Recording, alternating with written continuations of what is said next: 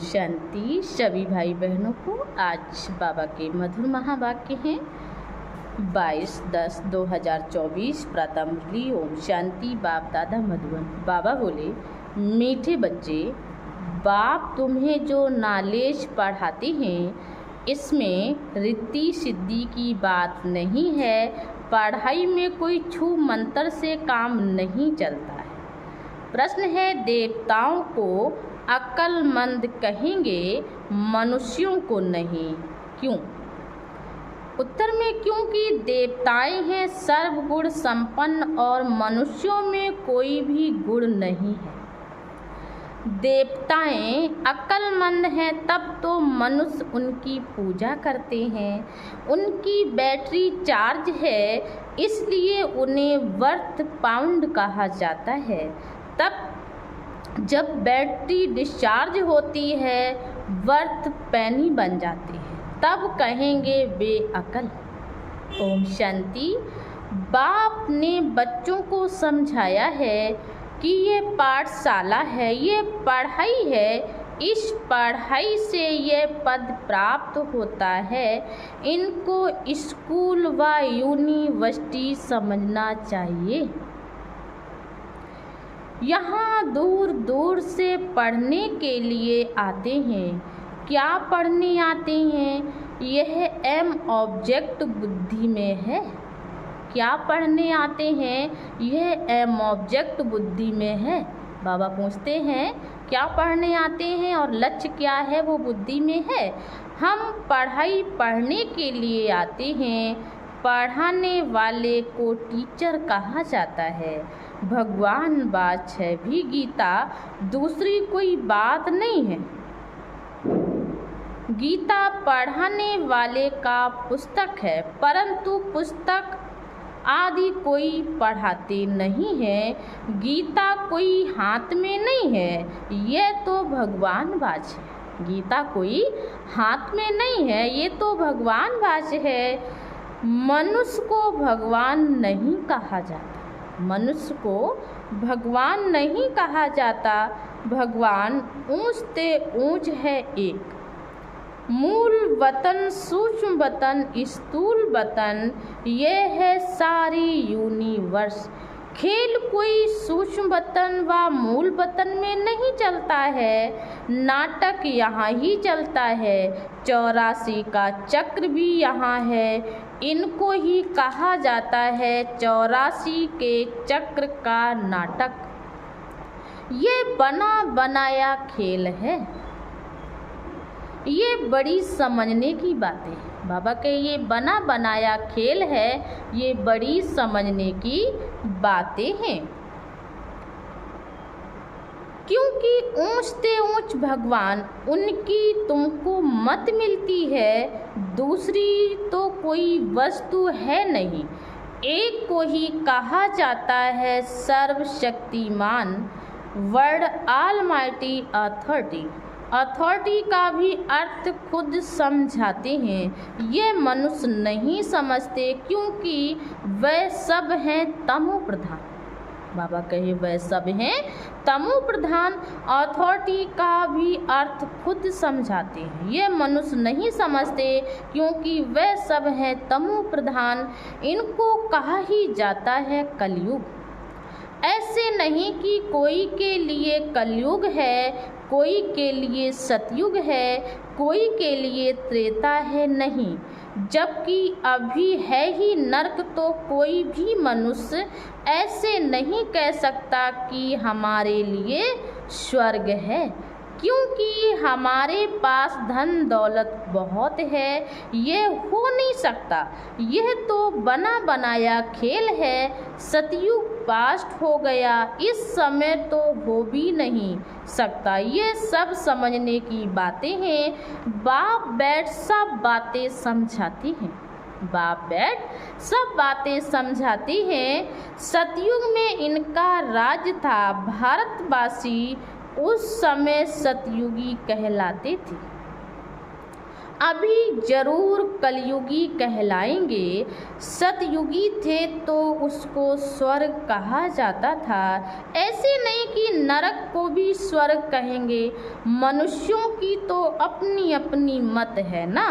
धन का सुख है तो अपने को स्वर्ग में समझते हैं। मेरे पास तो बहुत संपत्ति है इसलिए मैं स्वर्ग में हूँ, परंतु विवेक कहता है कि नहीं, यह तो है ही नरक। भल किसके पास 10-20 लाख हैं, परंतु यह है ही रोगी दुनिया। सतयुग को कहेंगे निरोगी दुनिया।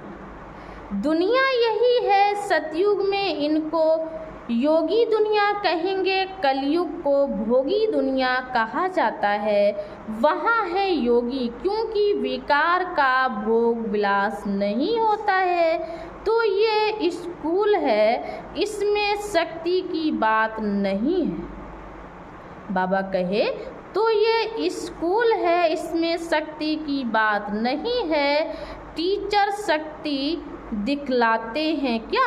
एम ऑब्जेक्ट रहता है, हम फलाना बनेंगे, तुम इस पढ़ाई से मनुष्य देवता बनते हो।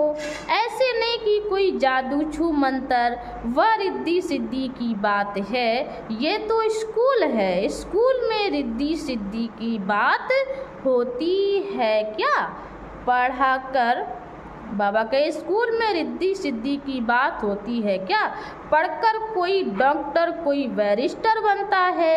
यह लक्ष्मी नारायण भी मनुष्य थे परंतु पवित्र थे, इसलिए इन्हों को देवी देवता कहा जाता है। पवित्र जरूर बनना है। यह है ही पतित पुरानी दुनिया। बाबा कही यह है ही पतित पुरानी दुनिया।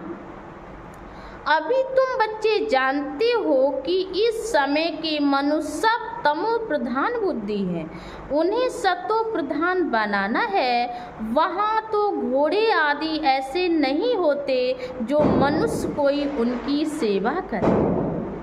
तो बाप समझाती हैं, तुम्हारी हालत देखो क्या हो गई। तो बाप क्या समझाते हैं, देखो तुम्हारी हालत देखो क्या हो गई है। रावण ने ये हालत कर दी है, ये तुम्हारा दुश्मन है, परंतु तुमको पता नहीं है कि इस दुश्मन का जन्म कब होता है। शिव के जन्म का भी पता नहीं है तो रावण के जन्म का भी पता नहीं। बाप बतलाते हैं त्रेता के अंत और द्वापर के आदि में रावण आते हैं। उनको 10 शीश क्यों दिए हैं? उनको 10 शीश क्यों दिए हैं? हर वर्ष क्यों जलाते हैं? ये भी कोई जानते नहीं है। अभी तुम मनुष्य देवता बनने के लिए पढ़ते हो। जो पढ़ते नहीं वे देवता बन ना सके। जो पढ़ते नहीं वे देवता बन ना सके। वे फिर आएंगे तब जब रावण राज्य शुरू होगा। अभी तुम जानते हो हम देवता धर्म के थे, अब फिर सैपलिंग लग रहा है। बाप कहते हैं मैं हर 5000 वर्ष बाद तुमको आकर ऐसा पढ़ाता हूँ। इस समय सारे सृष्टि का झाड़ पुराना है। इस समय सारी सृष्टि का झाड़ पुराना है। नया जब था तो एक ही देवता धर्म था, फिर धीरे धीरे नीचे उतरते हैं। बाप तुम्हें 84 जन्मों का हिसाब बताते हैं, क्योंकि बाप नॉलेजफुल है ना। बाप तुम्हें 84 जन्मों का हिसाब किताब बताते हैं, क्योंकि बाप नॉलेजफुल है ना। अच्छा, मीठे मीठे सिकिल दे बच्चों प्रति माता पिता बाप दादा का याद प्यार और गुड मॉर्निंग। रूहानी बाप की रूहानी बच्चों को नमस्ते। हम रूहानी बच्चों की तरफ से रूहानी माता पिता बाप दादा को याद प्यार नमस्ते। ओम शांति। शुक्रिया बाबा, शुक्रिया। धारणा के लिए मुख्य सार दिया है। पहला पॉइंट, साइलेंस का बल जमा करना है। साइलेंस का बल जमा करना है। साइलेंस बल से साइलेंस दुनिया में जाना है। बाप की याद से ताकत लेकर गुलामी से छूटना है, मालिक बनना है। साइलेंस का बल जमा करना है। साइलेंस बल से साइलेंस दुनिया में जाना है। बाप की याद से ताकत लेकर गुलामी से छूटना है, मालिक बनना है। दूसरा, सुप्रीम की पढ़ाई पढ़कर आत्मा को सुप्रीम बनाना है। पवित्रता के ही रास्ते पर चल पवित्र बनकर दूसरों को बनाना है, गाइड बनना है। और बाबा ने वरदान दिया है, अल्प को जानने और पवित्रता के स्वधर्म को अपनाने वाले, अल्प को जानने और पवित्रता के स्वधर्म को अपनाने वाले विशेष आत्मा भव विश्लेषण। बाप दादा को खुशी होती है, बाप दादा को खुशी होती है कि मेरा एक एक बच्चा विशेष आत्मा है। चाहे बुजुर्ग है, अनपढ़ है, छोटा बच्चा है, युवा है या प्रवृत्ति वाला है, लेकिन विश्व के आगे विशेष है। दुनिया में चाहे कोई कितने भी बड़े नेता हो, अभिनेता हो, वैज्ञानिक हो, लेकिन अल्प को नहीं जाना तो क्या जाना। आप निश्चय बुद्धि को फलक से कहते हो। बाबा कहे, आप निश्चय बुद्धि हो, फलक से कहते हो कि तुम ढूंढते रहो, हमने तो पा लिया। क्या कहते हो? तुम ढूंढते रहो, हमने तो पा लिया। प्रवृत्ति में रहते पवित्रता के स्वधर्म को अपना लिया तो पवित्र आत्मा विशेष आत्मा बन गए। प्रवृत्ति में रहते पवित्रता के स्वधर्म को अपना लिया तो पवित्र आत्मा विशेष आत्मा बन गए।